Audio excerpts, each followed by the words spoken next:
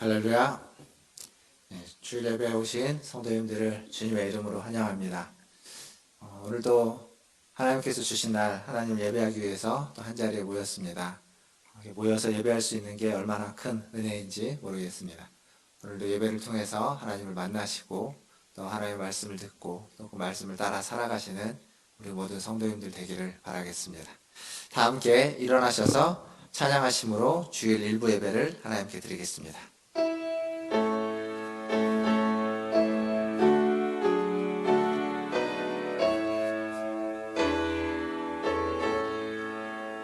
찬양하라 내 영혼아, 찬양하라 내 영혼아, 온 마음과 정성 다하여 주 찬양하라. 경배하라 내 영혼아, 경배하라 온 마음과 정성 다하여 주 경배하라. 하나님이여, 나를 살피사 내 마음을 아시고 나를 인도하사 나를 영원한 길로 이끌어 주시옵소서.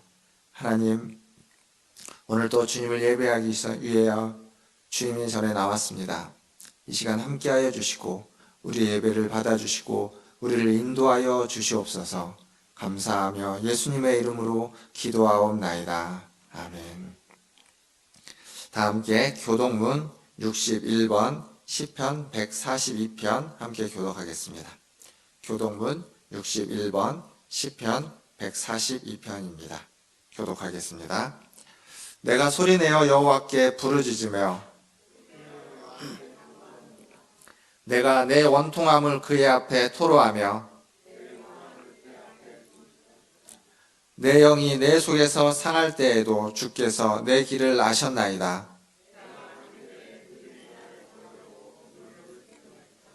오른쪽을 살펴보소서. 나를 아는 이가 없고 나의 피난처도 없고.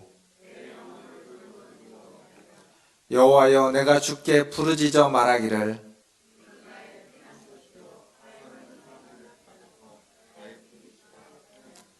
나의 부르짖음을 들으소서. 나는 심히 비천하나이다.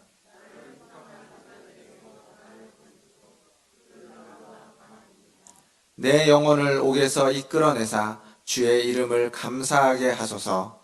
주께서 나에게 갚아주시리니 의인들이 나를 두르리이다. 아멘. 사도신경으로 신앙을 고백합니다. 전능하사 천지를 만드신 하나님 아버지를 내가 믿사오며 그 외아들 우리 주 예수 그리스도를 믿사오니 이는 성령으로 잉태하사 동정녀 마리아에게 나시고 본디오 빌라도에게 고난을 받으사 십자가에 못 박혀 죽으시고 장사한 지 사흘 만에 죽은 자 가운데서 다시 살아나시며 하늘에 오르사 전능하신 하나님 우편에 앉아 계시다가 저리로서 산자와 죽은 자를 심판하러 오시리라. 성령을 믿사오며 거룩한 공회와 성도가 서로 교통하는 것과 죄를 사하여 주시는 것과 몸이 다시 사는 것과 영원히 사는 것을 믿사옵나이다. 아멘. 다 함께 앉으셔서 361장 찬양하겠습니다.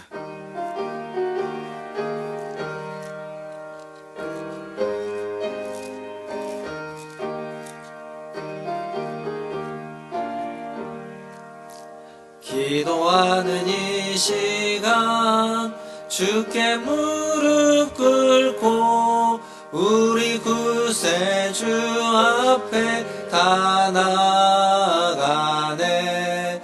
믿음으로 나가면 주가 보살피사 크신 은혜를 주네. 거기 기쁨 있네. 기도 시간에 복을 주시네. 고난 내 마음속에 기쁨 충만하네. 기도하는 이 시간 주가 곁에 오사 인자하신 얼굴로 귀 기울이네. 우리 마음 비우고 주를 의지하면 크신 은혜를 주네. 거기 기쁨 있네. 기도 시간에 복을 주시네. 고난 내 마음 속에 기쁨 충만하네. 기도하는 이 시간 주께 엎드려서 은밀하게 구할 때 곧 응답받네. 잘못된 것 아뢰며 측은히 여기사 크신 은혜를 주네. 거기 기쁨 있네. 기도 시간에 복을 주시네. 고난 내 마음 속에 기쁨 충만하네. 기도하는 이 시간 주를 의지하고 크신 은혜 구하며 복 받으리라. 의지하는 마음에 근심 사라지고 크신 은혜를 주네. 거기 기쁨 있네. 기도 시간에 복을 주시네. 고난 내 마음 속에 기쁨 충만하네. 아멘. 우리를 대표해서 김성민 집사님 나오셔서 기도해 주시겠습니다. 기도하시겠습니다. 사랑과 은혜가 충만하신 하나님, 거룩한 주의 날, 주의 전에 나와 예배드리게 하심을 감사합니다. 가을이 더위를 몰아낸 지 얼마 되지 않은 것 같은데 차가운 바람이 우리를 움츠러들게 합니다. 계절을 따라 저희들의 신앙이 움츠러들지 않게 하시며 가을 풍성한 오곡백과를 추수하듯이 우리에게도 풍성한 은혜를 내려 주시옵소서. 우리는 연약하여서 주의 말씀을 의지하지 않고서는 매 순간 죄의 길에서 넘어질 수밖에 없고 악한 영의 생각들을 이겨낼 수 없습니다. 우리를 긍휼히 여기사 우리가 죄의 길을 떠나 주의 말씀 안에 거할 수 있도록 인도하여 주시옵소서. 우리의 숨겨진 죄악과 은밀히 행한 죄악까지도 모두 아시는 하나님 앞에 이 시간 입술을 열어 우리가 죄인임을 고백하는 시간 되게 하시고, 오래 참으시는 아버지 앞에 다시금 우리가 우리의 몸을 쳐 순종함으로 의의 길로 나아갈 수 있는 문화천주교회 성도가 될 수 있도록 인도하여 주시옵소서. 돌아보면 코로나19로 인해 한 해가 참으로 빨리 지나감을 느낍니다. 2020년 힘들고 어려운 순간마다 함께 하셨던 하나님을 의지하며 남은 두 달도 서원하고 계획했던 모든 일들 가운데 주관하셔서 2020년도도 잘 마무리하며 새로운 한 해를 계획하고 준비하는 시간을 되게 하여 주시옵소서. 교회를 위해 간구합니다. 수고하고 무거운 짐을 지고 나온 성도들에게 쉼을 주시옵소서. 평안을 주시옵소서. 화평을 주시옵소서. 심령을 치유하시고 삶을 강건케 하여 주시옵소서. 고통 중에 있는 성도들에게 용기를 주시며 연단 중에 있는 성도들에게 인내를 주시옵소서. 믿음 안에서 날마다 승리하게 하시고 말씀을 붙음으로 인생의 앞길이 열리고 구름기둥과 불기둥의 인도함을 체험하게 하여 주시옵소서. 이 시간 특별히 미국의 지도자를 위해 기도합니다. 신앙으로 세워진 미국이 세계를 이끌며 참으로 그 가운데 많은 영향력을 끼쳐왔습니다. 우리도 또한 남북한 관계에 미국의 많은 영향을 받고 있습니다. 미국 대선의 선거의 결과에 따라 앞으로도의 세계 질서가 다시금 변화될 테인데, 이게 목적에 따라 행하는 나라가 되지 않게 하시며 하나님의 뜻과 말씀 아래 본을 보이는 나라 되게 하여 주시옵소서. 코로나19가 전세적으로 다시금 재확산되고 있습니다. 통제가 잘 되고 있다는 저희도 거리두기 1단계로 내려갔지만 감염의 두려움과 경제적 어려움에 아직도 많은 이들이 고통을 받고 있습니다. 밤낮으로 수고하는 의료진과 연구진들에게 힘과 능력을 더하여 주시고 혐오와 차별, 분노 대신 서로 사랑하며 격려하여 주시옵소서. 또한 교회가 대한민국의 한 공동체로서 한 마음으로 위기 상황을 잘 극복하고 지혜롭게 대처해 나갈 수 있도록 인도하여 주시옵소서. 저희의 영혼이 주님의 은혜를 사모하며 하늘의 보좌를 우러러 경배합니다. 이 시간 말씀으로 은혜 받고 기도로 새 힘을 얻게 하여 주시옵소서. 교회와 목사님을 권능의 손으로 붙들어 주시고 성도들이 서로가 사랑할 수 있는 은사를 받아 하나님의 사랑으로 하나 되게 하여 주시옵소서. 저희의 믿음이 말씀과 진리로 날마다 바르게 성장하게 하시며 주님께서 명령하신 영혼 구원의 사명을 잘 감당하게 하여 주시옵소서. 어두워진 눈을 밝혀주시사 신령한 것을 보게 하시고 귀가 둔하여 듣지 못하던 주님의 음성을 듣기를 원합니다. 말씀 선포하신 목사님에게 성령의 능력을 주셔서 하나님의 뜻을 온전히 깨닫는 은혜의 시간 되게 하여 주시옵소서. 참 진리 되신 생명의 말씀으로 우리를 가르치며 깨닫게 하시며 또한 하나님을 잘 알아 주님의 원하시는 참된 길을 동행하는 한 주간 되게 하여 주시옵소서. 이 시간 함께 하시길 원하며 이 모든 것 예수님의 이름으로 기도합니다. 아멘.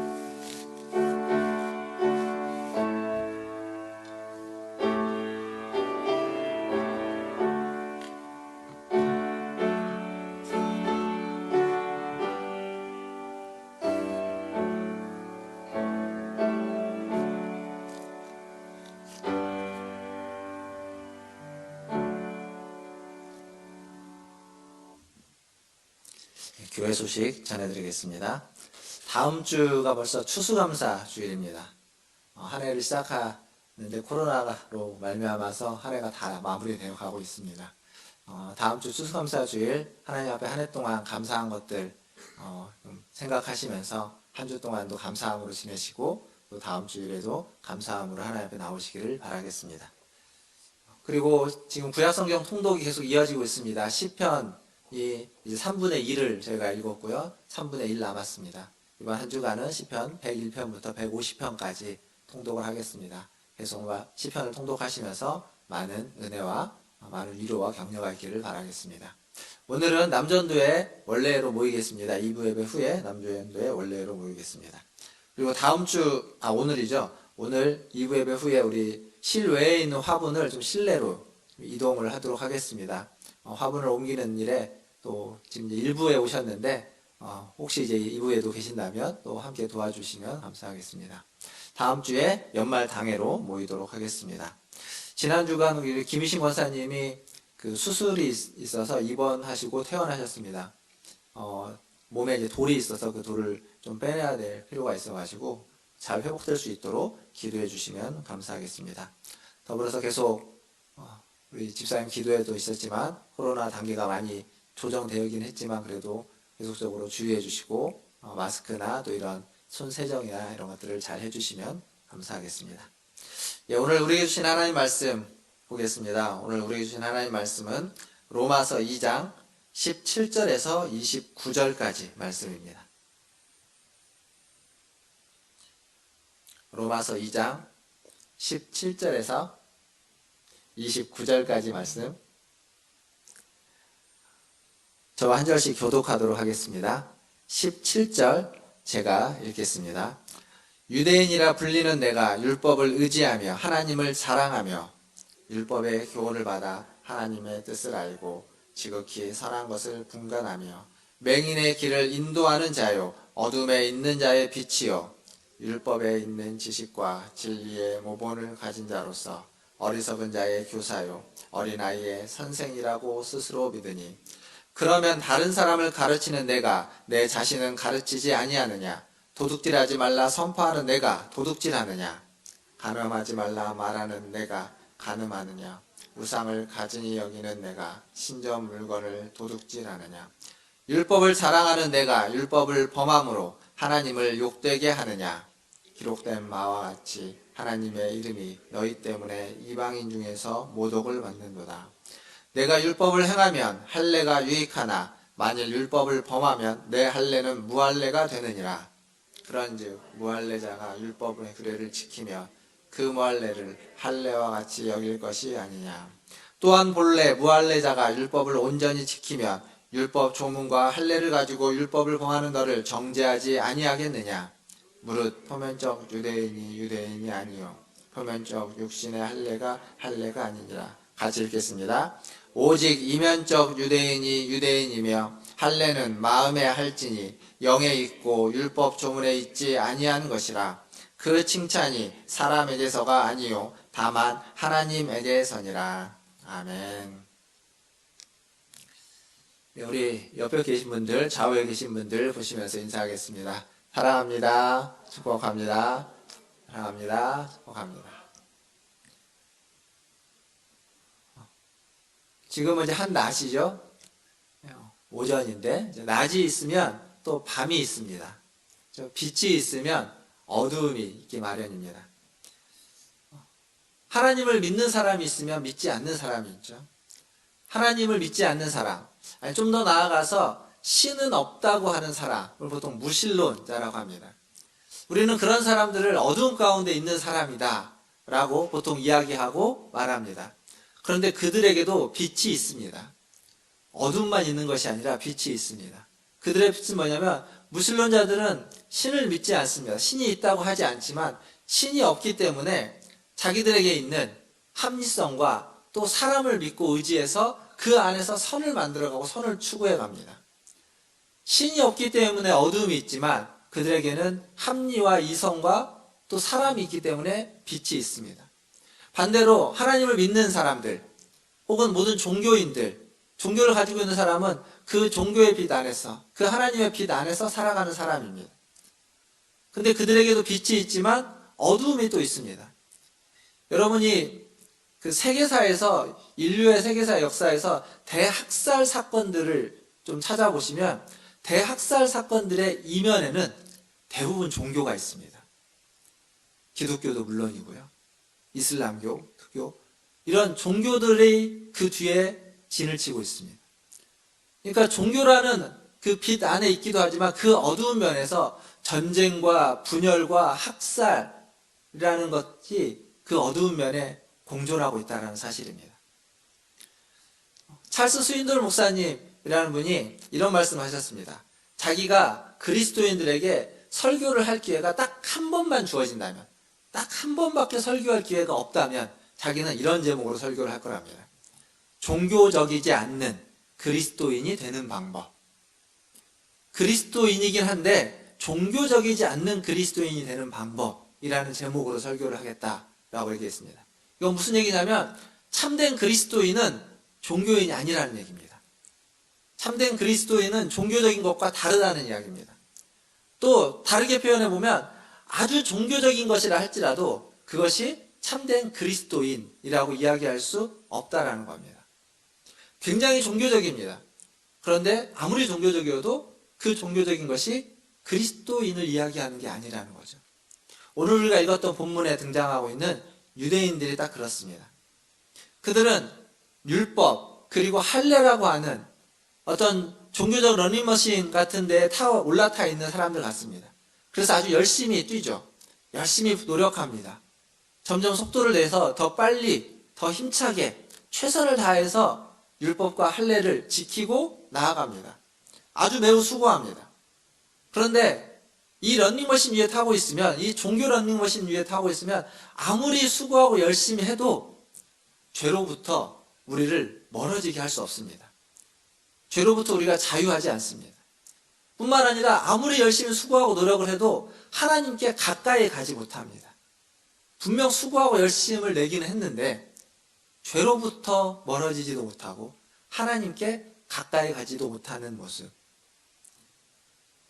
죄로부터 멀어지고 하나님께 가까이 가는 건 열심히 수고하고 노력하는 걸로 되는 것이 아니라 오직 은혜로만 되는 겁니다. 하나님 주시는 은혜로만 죄로부터 멀어질 수 있고 하나님께 가까이 갈 수 있는 거죠. 우리가 잘 아는 말이 이런 말이 있죠. 세상에 공짜란 없다. 그렇죠? 공짜는 없습니다.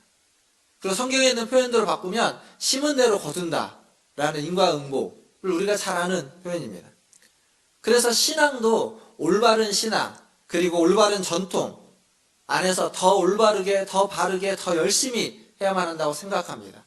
열심히 해야 됩니다. 올바른 신앙을 가져야 됩니다. 근데 그것만으로 안 됩니다. 아니, 그것만 추구하면 완전히 잘못된 길로 갈 수밖에 없습니다. 은혜인 거죠, 은혜. 오늘 본문에 등장하는 유대인이 그랬습니다. 오늘 유대인의 어떠한 모습, 유대인의 모습들을 좀 살펴볼 것인데, 저는 유대인을 제가 이야기하겠지만 여러분이 그리스도인으로, 성도인 나 자신으로 오늘 말씀을 들으면 좋겠습니다. 사실 본문에 유대인이라 하는 내가 하는 이 유대인이라는 말을 그리스도인이라고 하는 내가라고 바꿔서 읽어도 하등의 이질감이 느껴지지 않습니다. 그대로 우리가 이해되고 고개가 끄덕여질 만한 내용입니다. 오늘 설교도 그렇게 들으시면 좋을 것 같습니다. 먼저 보면 유대인이라고 불리는 사람들, 오늘 17절에 등장하는 사람들에게는 나름의 자부심이 있었습니다. 자랑이 있었죠. 그게 뭐냐면 17절에 보면 유대인이라고 불리는 것 자체가 자랑스러운 것이었고, 그리고 더 나아가서 그 하나님을 아는 것, 하나님을 자랑하는 것. 17절 말씀을 한번 다시 보면 이렇게 적혀 있죠. 유대인이라 불리는 내가, 그 부름이 자랑스러운 겁니다. 율법을 의지하며 하나님을 자랑하며, 율법을 의지한다. 율법을 그들이 가지고 있다라는 의미입니다. 율법을 가지고 있고 하나님을 자랑한다. 하나님과 친밀한 관계다라는 것을 자랑하는 거죠. 그런 자부심이 그들에게 있었습니다. 뿐만 아니라 율법을 가지고 있기에, 율법을 알기에 율법의 내용을 알아서 하나님의 뜻을 아는 것이고 선악간에 분별할 수 있는, 분간할 수 있는 사람들이 됐습니다. 더 나아가서 그들은 다른 사람을 가르치는 자로 자신들을 여겼습니다. 그래서 19절과 20절에 보면 이렇게 되어 있죠. 맹인의 길을 인도하는 자요, 어둠에 있는 자의 빛이요, 율법에 있는 지식과 진리의 모본을 가진 자로서 알고 있기 때문에 어리석은 자의 교사요, 어린아이의 선생이라고 스스로 믿으니, 자기 자신을 그렇게 생각했습니다. 그게 그들의 자부심이고 자긍심이었습니다. 맹인의 길을 인도하는 자, 어둠 가운데 있는 자의 빛, 어리석은 자의 교사고 어린아이의 선생이다 라고 여겼습니다. 좋은 말들은 다 갖다 붙인 것 같습니다. 이런 사람 얼마나 훌륭하고 얼마나 좋은 사람입니까? 자기 자신에 대해서 자존감도 높고, 그리고 하나님과도 아주 가깝고 친밀하고, 더 나아가서 아주 선악을 분별할 수 있는 지혜와 지식, 탁월한 것들을 가지고 있고, 그것으로 다른 사람을 인도하고 다른 사람에게 빛이 되어주고 가르칠 수 있고 선생이 되는 사람, 뭐 아주 훌륭한 사람이죠. 우리가 이런 사람이 된다면 뭐 아무런 여한이 없을 정도로 훌륭한 사람입니다. 그런데 이 표현 안에 숨겨져 있는 유대인의 교만이 있습니다. 다시 한번 19절, 20절을 보면 유대인들은 자신들 외에 다른 사람들을 뭐라고 표현하고 있냐면 맹인이라고 표현하고 있습니다. 그리고 다른 사람, 자신들 외에 다른 사람들을 어두움에 있는 자라고 표현하고 있죠. 그리고 다른 사람들을 어리석은 자, 그리고 어린아이라고 이야기하고 있습니다. 즉 유대인이 나는, 그리스도인이 나는 다른 사람보다 더 큰 자이고 지혜로운 자이고 눈을 가지고 있는 자이고 빛인 자라고 비교해서 그들보다 훨씬 내가 위에 있다라고 스스로 믿고 생각하고 있다는 겁니다. 상대는 깎아내리고 자신은 높이고 있습니다. 이게 유대인의 모습입니다. 심지어 유대인들은 이방인을 뭐라고까지 표현했냐면 개라고까지 표현했습니다. 그러니까 자기는 사람이고 이방인들은 개와 같은 존재다 라고까지 그들은 생각했습니다. 그렇게 낮추고 자신은 높였습니다. 앞에서 제가 이런 말씀 드렸죠. 이 유대인이라는 단어를 그리스도인이라고 바꿔도 하등이 이상할 게 없다고. 어떠십니까? 한번 바꿔서 생각해 보시면 우리도 그러고 있나요? 교회를 열심히 다니는 사람들이 밖에서 자꾸 남을 가르치려 들고 말하고 이야기하고, 물론 그렇게 자꾸 가르치려 들고 말하고 이야기하는 사람의 대표가 목회자겠죠. 저도 예외가 아닐 겁니다. 남과 비교하기를 좋아하고, 그래서 남들보다 비교해서 좀 더 위에 서려고, 성공하기 위해서 더 하나님께 매달리고 더 열심을 내고, 그리고 성공하면 교만해지고 우쭐해지고. 어느 교회에서 철야기도를 기도원으로 갔다고 합니다. 말 그대로 철야기도죠. 밤 늦게까지 저녁에 가서 밤늦게까지 기도합니다. 기도를 시작했을 때는 안 그렇겠지만 기도를 좀 하다 보면 하루 종일 일을 하고 피곤하기 때문에 지쳐서 조는 분들이 계시고 심지어는 이제 한두 시간쯤 지나면 자는 분도 계시겠죠. 그런데 어느 한 권사님이 기도를 열심히 하시고 기도 훈련을 잘해서 철학 기도를 뭐 거뜬히 해내시는 권사님이 한참을 기도하다가 보니까 졸고 있는 모습들이 보이는 겁니다. 그리고 어떤 분들은 자고 있습니다. 그걸 보면서 이 권사님이 답답한 거죠. 그래서 그렇게 기도합니다. 하나님, 우리 교회는 이래서 문제입니다. 그 잠깐도 기도하지 못하고 한두 시간도 기도하지 못하고 저렇게 졸고 저렇게 자고 있습니다. 하나님 어떻게 해야 됩니까? 도대체 어떻게 해야 우리 교회가 좀 제대로 된 교회가 될까요? 라고 하면서 기도합니다. 하나님 응답하시죠. 뭐라고 응답하시냐면 그렇게 불평할 거면 너도 자라. 이렇게 응답하십니다. 누가 만들어낸 얘기일 겁니다. 우리는 자꾸 종교적인 것뿐만 아니라 사회적인 것 어떤 영역에서든지 다른 사람보다 조금 더 우위에 있음을, 우위를 점하고 있음을 비교해서 내가 좀 낫다라는 생각들을 은연중에 하고 있습니다. 그래서 조금만 잘 되면 그냥 교만해집니다. 나도 모르게 그렇게 되는 거죠. 그리고 어쩌면 그게 그냥 우리의 모습이고 모든 인간다운 모습일지도 모르겠습니다. 교만하지 않은 척 하려고 애쓸 뿐이죠. 교만하지 않은 게 아니라 교만한데 교만하지 않은 척, 교양이 있기 때문에 좀 이걸 숨겨가려고 하는 거죠. 이게 유대인이라고 불리는 사람, 이게 그리스도인이라고 불리는 사람들의 내면의 세계고 민낯이라고 이야기할 수 있습니다. 근데 이것보다 사실 더 큰 문제가 있습니다.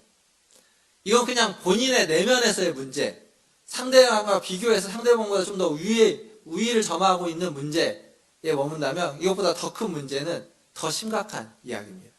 그 뒤에 21절부터 나오는 얘기죠. 20세기의 위대한 설교가라고 하는 영국의 마틴 로이드 존스라는 분이 계십니다. 그분이 로마서 강해에서 이 말씀, 이 부분을 가지고 이런 얘기를 했습니다. 매일 성경을 읽으면서 성경의 진리를 자기 자신에게 적용하라. 성경을 읽으면서 스스로 성경이 말하고 있는 대상은 바로 나라고 생각하라. 그렇게 성경을 아주 면밀하게 읽어라. 그렇지 않으면 성경을 읽는 것 자체가 더 위험한 일이다 라고 했습니다. 무슨 얘기냐면 성경을 아는데, 율법을 아는데 그 율법을 아는 지식, 그 율법에서 가르치는 가르침을 가지고 자기 자신에게는 적용하지 않고 남에게만 적용하는 겁니다. 남에게.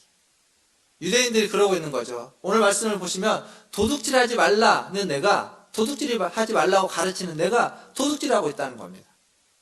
간음하지 말라고 하시는 내가 간음하고 있다는 겁니다. 우상을 가진 여기는 내가 신전의 물건을 도둑질하고 있다는 거죠. 그러니까 자신들이 말한 대로 자신들이 살지 않는 겁니다. 행하지 않는 겁니다. 이게 더 큰 문제입니다. 깨달았습니다. 알고 있습니다. 도둑질 하지 말아야 된다는 것, 간음하지 말아야 된다는 것, 우상을 멀리해야 된다는 것 알고 있는데 그렇게 살지 않습니다. 하나님의 말씀이, 하나님의 율법이 아무런 힘이 없는 겁니다. 살아 운동력 있는 하나님의 말씀이 그 말씀을 아는 자들에게 아무런 힘이 없고 영적인 능력이 없어져 버리게 되는 거죠. 그러면서도 영적인 우월감에 취해서 다른 사람을 내려다보고 있는 모습. 그게 유대인들의 모습입니다. 지난주에도 말씀드렸지만 하나님의 진노, 하나님의 심판의 기준은 말씀을 아느냐, 율법을 아느냐, 그것을 얼마나 가지고 있느냐가 아니라 그 율법을 얼마나 따라 살고 있느냐, 실천하고 있느냐, 그 말씀에 순종하고 있느냐였습니다. 말씀에 담겨진 하나님의 뜻을 아느냐가 아니라 말씀에 담겨진 하나님의 뜻대로 살고 있느냐가 더 중요한 문제다라고 말씀드렸죠. 산상순에 보면 예수님은 그것을 이렇게 이야기하고 있습니다. 7장 21절에 보면 나더러 주여 주여 하는 자마다 다 천국에 들어갈 것이 아니요 다만 하늘에 계신 내 아버지의 뜻대로 행하는 자라야 들어가리라.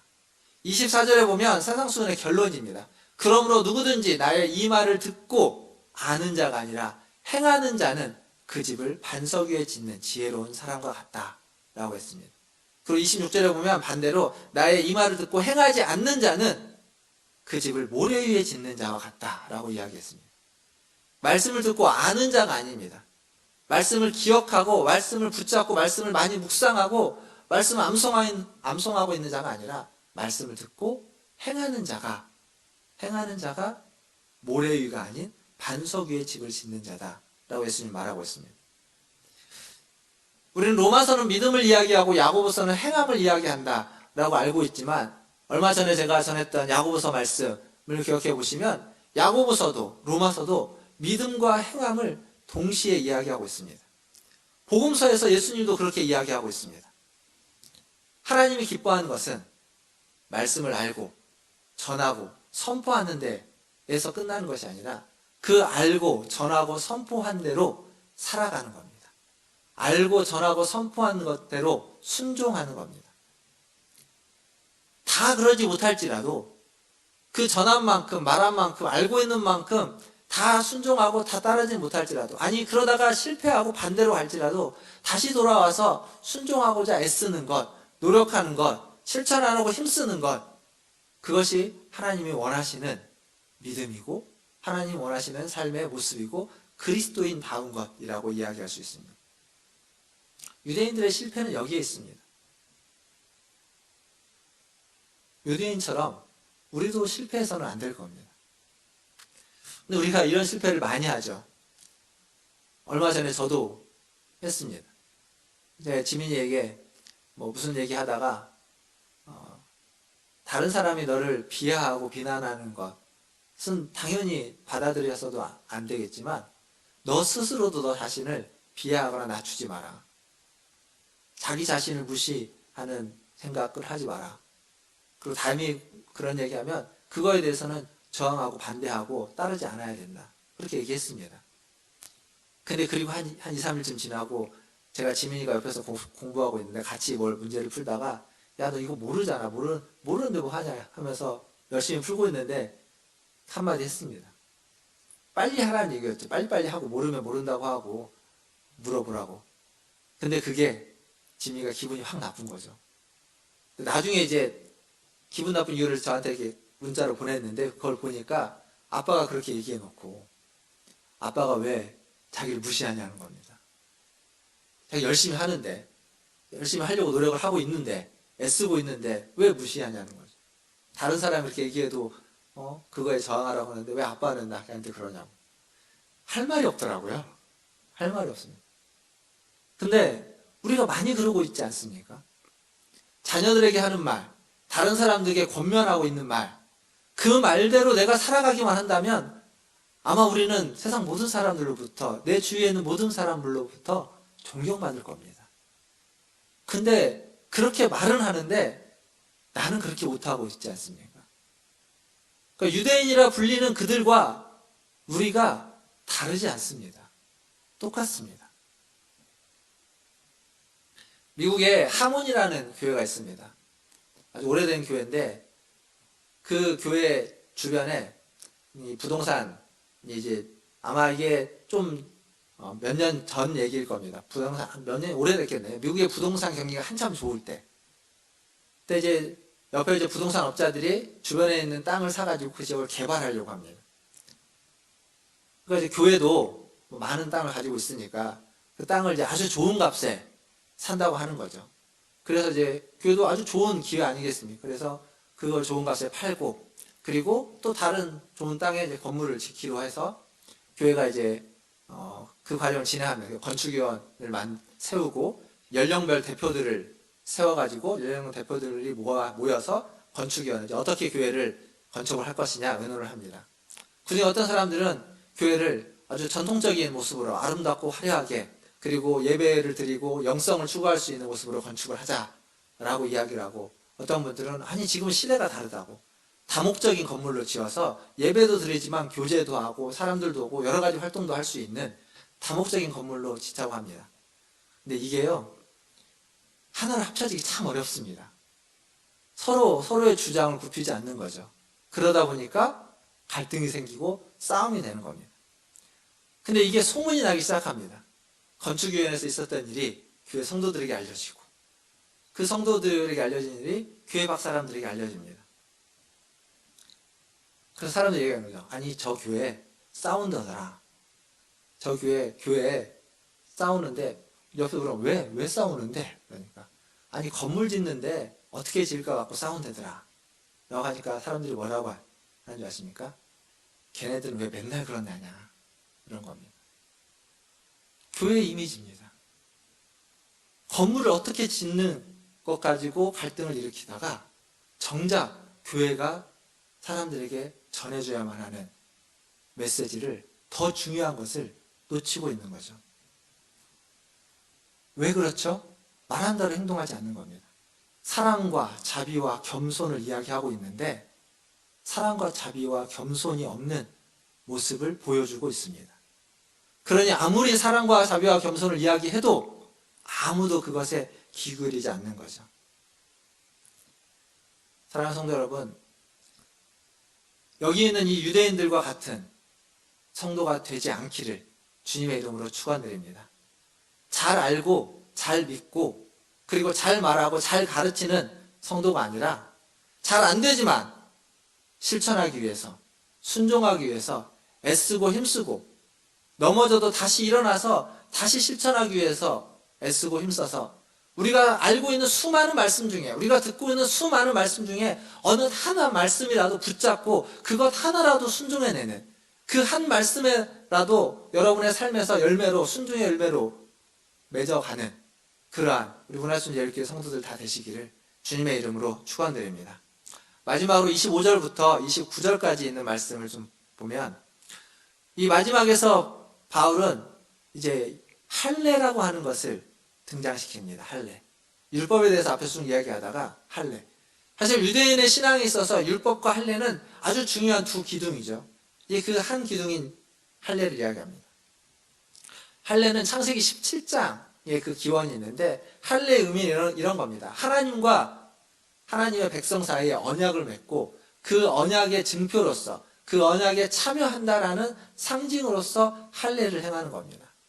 모두에게 행하지 않고 남자들에게 행해서 그 모두가 다 거기에 참여한다라는 상징으로 하는 거죠. 유대인들은 이 할례를 받은 자는 우리에게 이 할례가 있는 한 우리는 하나님의 진노로부터 벗어날 수 있다. 아니 벗어났다라는 생각을 갖고 있었습니다. 그러니까 그들의 삶이 어떠하든지 상관없이 내가 할례를 받았기 때문에 하나님의 백성이 되었기 때문에 하나님의 언약에 참여한 자로서의 증표가 나에게 있기 때문에 나는 하나님의 진노와 심판에서 예외다라고 생각했습니다. 이게 무슨 생각과 같냐면 부적을 가진 자와 똑같습니다. 부적을 가지면 그 부적을 내가 지니고 있으면 내가 어디를 가든지 어떤 상황이 있든지 내가 뭘 하든지 상관없이 이 부적이 날 지켜줄 것이다. 어떤 안 좋은 일들, 어떤 해함으로부터 나를 지키고 보호해 주실 것이다. 라고 믿는 것과 똑같은 겁니다. 지금 그러고 있었습니다. 근데 바울의 얘기가 이겁니다. 바울의 얘기를 딱 한마디로 말하면 그건 어린 반푼어치도 없다는 겁니다. 말도 안 된다는 겁니다. 할례는요, 창세기 17장에 나오는 할례는 하나님이 증표로 주셨는데 무엇에 대한 증표냐면 하나님과의 관계에 대한 증표입니다. 관계에 대한 증표라는 사실을 우리가 잊지 말아야 됩니다.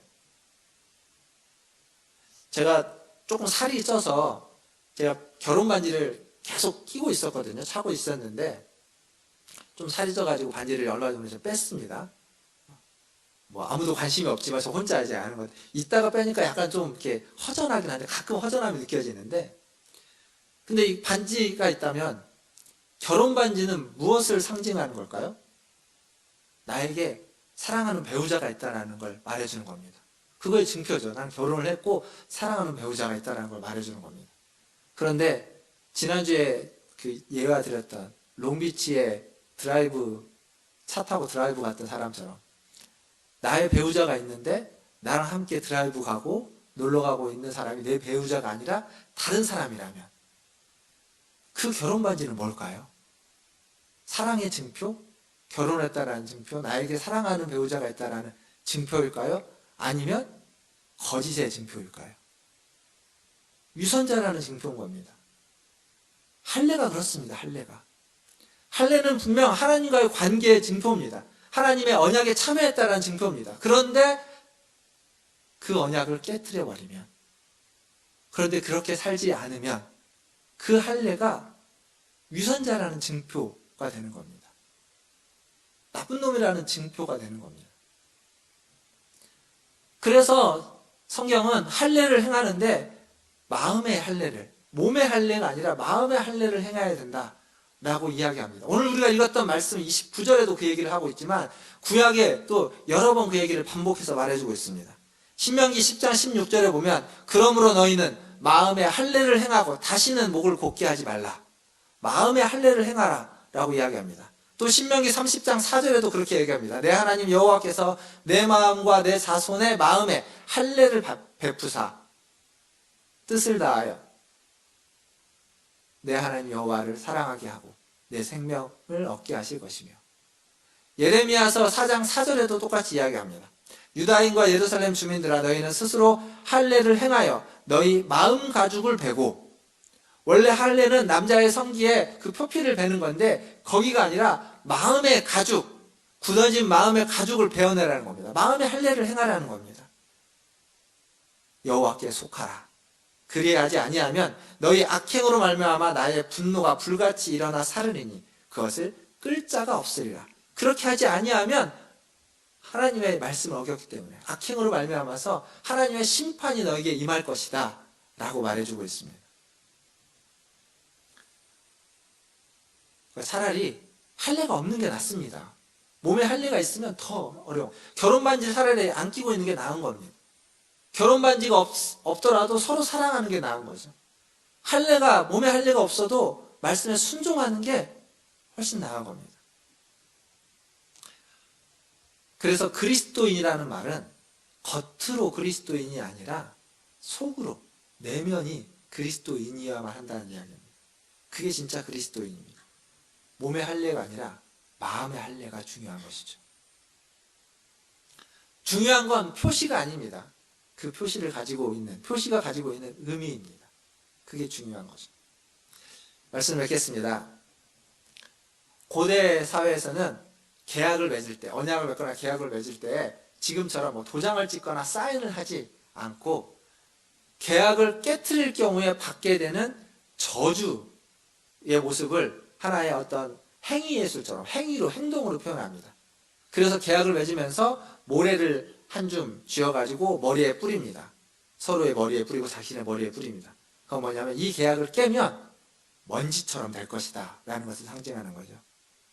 창세기 15장에서 아브라함과 하나님이 계약을 맺는, 그것도 고대 근동지방의 계약의 모습이니까 그때는 어떻게 하냐면 동물을 반으로 자르죠. 동물을 죽여서 반으로 잘라놓고 양쪽에다가 잘라놓고 그 사이를 계약을 맺는 당사자 둘이 걸어가는 겁니다. 이 계약을 깨면 이 동물처럼 너는 죽을 것이다 라는 것을, 그 행위를 통해서 계약을 성립하는 겁니다. 할례는 하나님과 우리가 맺은 언약의 상징, 하나님과의 관계의 상징으로 할례를 행하라 라고 했고, 할례는 그렇다고 말씀드렸습니다. 근데 할례는 사람의 가장 개인적이고 가장 은밀하면서도 가장 부드러운 부분을 잘라내는 겁니다. 잘라내는 거예요. 단절시키는 겁니다. 그게 할례입니다. 그럼 이것이 말해주는 건 뭘까요? 하나님과 언약, 맺은 언약을 너희가 깨버리면 하나님으로부터, 하나님과 너와 나는 단절될 것이다 라는 걸 이야기합니다. 잘라버릴 것이다, 잘라낼 것이다 라는 거죠. 하나님과 단절되고 사람들과도 단절되고 생명으로부터 단절될 것이다 라는 것을 말해주는 겁니다. 그런데 이런 단절이 이미 일어났습니다.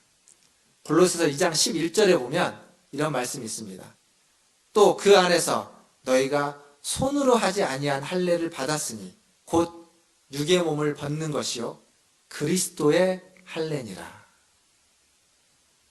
바울이 지금 골로새 교인들, 이방 교인들에게 그리스도의 십자가에 대해서 이야기하면서 지금 이 말씀을 하고 있습니다.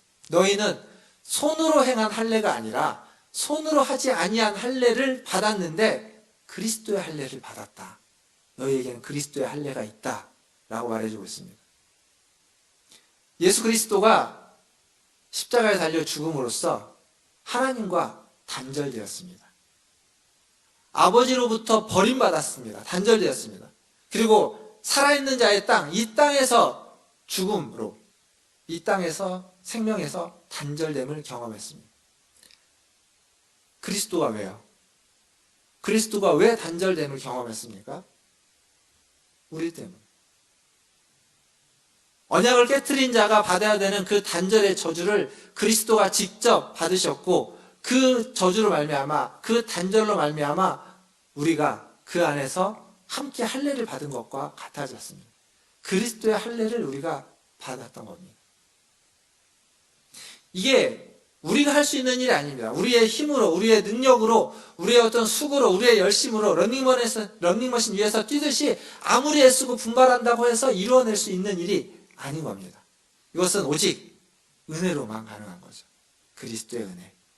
그리고 그 은혜를, 그리스도가 하신 그 일을 성령 안에서 우리가 받아들일 때 우리 안에서 마음의 할례가, 그리스도의 할례가 이루어지는 겁니다. 그런 자를 하나님이 칭찬하십니다. 오늘 우리가 읽었던 말씀 29절 마지막에도 그렇게 되어 있죠. 오직 이면의 유대인이 유대인이요 할례는 마음에 할지니 영에 있고 율법 조문에 있지 아니한 것이라. 그 칭찬이 사람에게서가 아니라 하나님에게서니라. 마음의 할례를 받은 자, 마음의 할례를 행한 자를 하나님이 칭찬한다는 겁니다. 그리스도의 할례를 받은 자를 하나님이 인정하고 칭찬한다는 겁니다.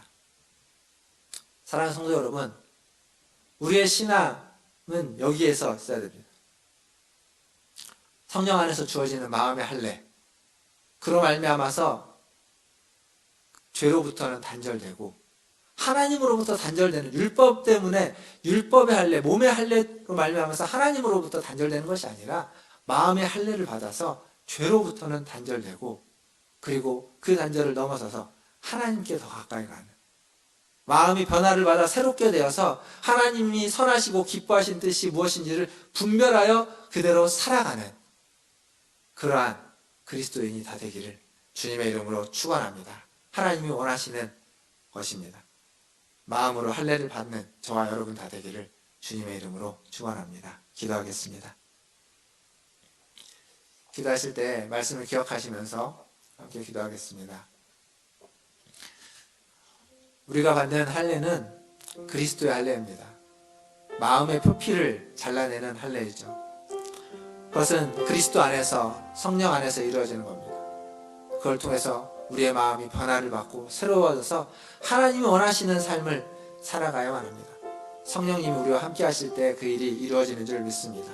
오늘도 주님 앞에 나아가시면서 마음의 할례를 받고 성령 안에서 하나님이 기뻐하시는 삶을 살게 해달라고 우리 같이 한 목소리로 기도하고, 코로나19 시대에 잘 견디고 견디고 극복할 수 있기를 위해서, 코로나가 전 세계 가운데서 하는 잦아들기를 위해서 같이 한 목소리로 기도하며 나가겠습니다. 기도합니다. 하나님, 시간 하나님의 은혜에 살을 듭니다. 하나님의 은혜에 살을 듭니다. 하나님, 그리스도께서 단절되심으로, 하나님을 심으로 하나님, 우리가 하나님 그 그리스도의 은혜 가운데 들어가서 하나님과 속에서 생활하시니 감사합니다. 하나님 주옵소서. 하나님 우리를 불쌍히 여겨주시옵소서. 하나님 우리를 여겨주시옵소서. 아버지 하나님, 우리는 원하드립니다. 하나님, 어리석은 유대인들처럼 아버지 하나님 하고, 하나님 무거워하고 그리고 가르치기를 잘하지만 정작 사실은 그렇게 못하는 것들이 우리에게도 있습니다. 주님, 그런 우리를 불쌍히 여겨주시옵소서. 하나님, 우리를 가만히 여겨주시옵소서. 하나님이 원하시는 할 수 있도록 주님 도와주시옵소서. 우리를 깨하게 하여 주옵소서. 하나님, 아버지 하나님, 여전히 하나님 있습니다. 주님 도옵소서. 이겨낼 수 있도록 주님 주시옵소서. 하나님, 천식의 하나님 그로부터 아버지 하나님 참여할 수 있도록 지고 힘을 내어 주옵소서. 하나님, 우리는 연약합니다. 하나님, 우리는 부족합니다. 그래서 주님의 말씀을 듣고 주님의 말씀을 묵상하고 주님의 말씀을 받지만 하나님, 그 말씀에 따라 살지 못할 때가 더 많은 자들입니다. 그 말씀에 걸려 넘어질 때도 있습니다. 주님, 우리를 불쌍히 여겨 주시옵소서. 오늘 넘어졌지만 하나님, 내일 다시 일어나 그 말씀 앞에 서게 하시고, 하나님, 오늘 실패했지만 내일 다시 힘을 내서 그 말씀을 붙잡고 그 말씀을 따르기 위해서 애쓰는 하나님, 그리스도인다운 그리스도인이 되게 하여 주시옵소서. 그래서 오늘은 못난 그리스도인이지만 내일은 조금 더 나은, 하나님이 원하시고 기뻐하시는 그 모습으로, 그리스도를 닮아가는 모습으로 하나님 0.1%라도 더 나아갈 수 있는 그러한 우리들 모두가 되게 하여 주시옵소서. 그래서 넘어져도 일어나며 하나님의 그 성령의 인도하심을 따라 하나님 나아갈 수 있도록 저희를 이끌어 주시옵소서. 하나님, 코로나가 여전히 전 세계를 감싸고 있습니다. 하나님, 지난 봄보다 더 많은 하나님 확진자들이 나오고 있는 편입니다. 이미 수천만이 감염되었고 하나님, 수십 수백만의 사람들이 죽음을 맞이했습니다.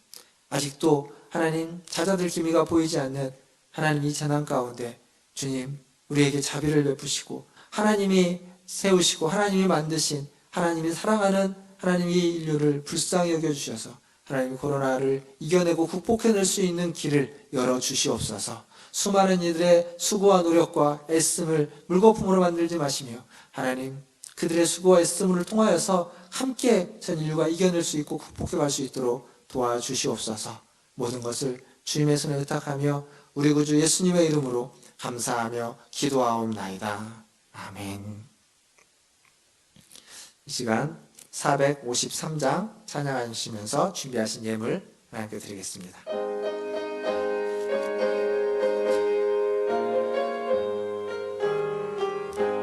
예수 더 알기 원하네. 크고도 넓은 은혜와 대속해 주신 사랑을 간절히 알기 원하네. 내 평생의 소원, 내 평생의 소원, 대속해 주신 사랑을 간절히 알기 원하네. 성령이 스승되셔서 진리를 가르치시고 거룩한 뜻을 깨달아 예수를 알게 하소서.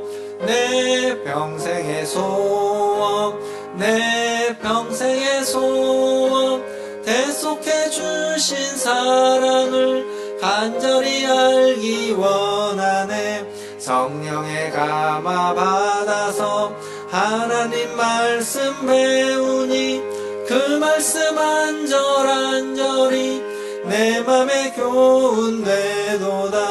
내 평생의 소원, 내 평생의 소원, 대속해 주신 사랑을 간절히 알기 원하네.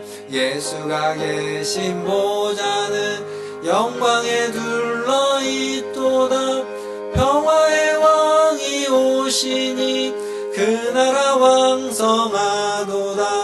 내 평생의 소원, 내 평생의 소원, 대속해 주신 사랑을 간절히 알기 원하네.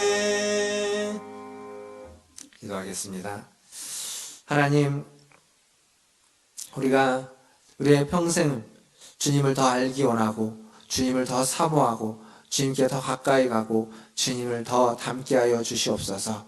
지금은 그러지 못하지만 하나님, 지금보다 오늘보다 내일이 더, 이번 주보다 다음 주가 더, 올해보다 내년이 더 주님을 닮아가며 주님께 가까이 가기 위해서 하나님, 주님의 말씀 그 하나를 붙잡고 수고하고 애쓰고 실천하고 열매 맺는 우리 모든 성도들 되게 하여 주시옵소서. 오늘도 주님 앞에 나올 때 빈손으로 오지 않고 하나님이 주신 그 물질 중 일부를 구별하여 주님 앞에 가지고 나와 드렸습니다. 하나님이 귀한 예물이 쓰이는 곳마다 하나님의 뜻이, 하나님의 나라가, 하나님의 역사가 임하게 하여 주시옵소서. 또한 이 예물을 드린 손길 위에 함께 해주시고 그 손으로 하는 모든 일들이 귀한 열매를 맺고 말씀의 실천이 되는 일들이 있게 하여 주시고 그가 가는 그 인생길마다 하나님의 말씀을 따라 순종하며 살아가는 인생길 되게 하여 주시고 넘어져도 다시 일어나게 하여 주시고 아버지 하나님 쓰러져도 다시 힘을 주셔서 일어나 주님 앞에 서게 하여 주시옵소서. 모든 것을 주님의 손에 의탁하며 지금은 우리를 죄에서 구원하여 주신 우리 구주 예수 그리스도의 은혜와 하나님 우리 아버지의 크고 무한하신 사랑하심과 성령 하나님의 유료교통 충만케 하심이 하나님의 말씀 하나를 붙잡고 그 말씀을 실천하고 순종하기 위해서 애쓰고 수고하는 문화순제일교회 모든 성도들 위해와 그들의 자녀손들과 가정과 직장과 일터 위에 주의 복음을 들고 사역하는 선교사님들과 사역자들 위해 코로나19를 퇴치하기 위해서 애쓰는 전 세계의 모든 방역당국과 의료진들과 연구진들 위해 그리고 확신자들과 그들의 가족들 위해 이제로부터 영원토록 함께 있을지어다. 아멘.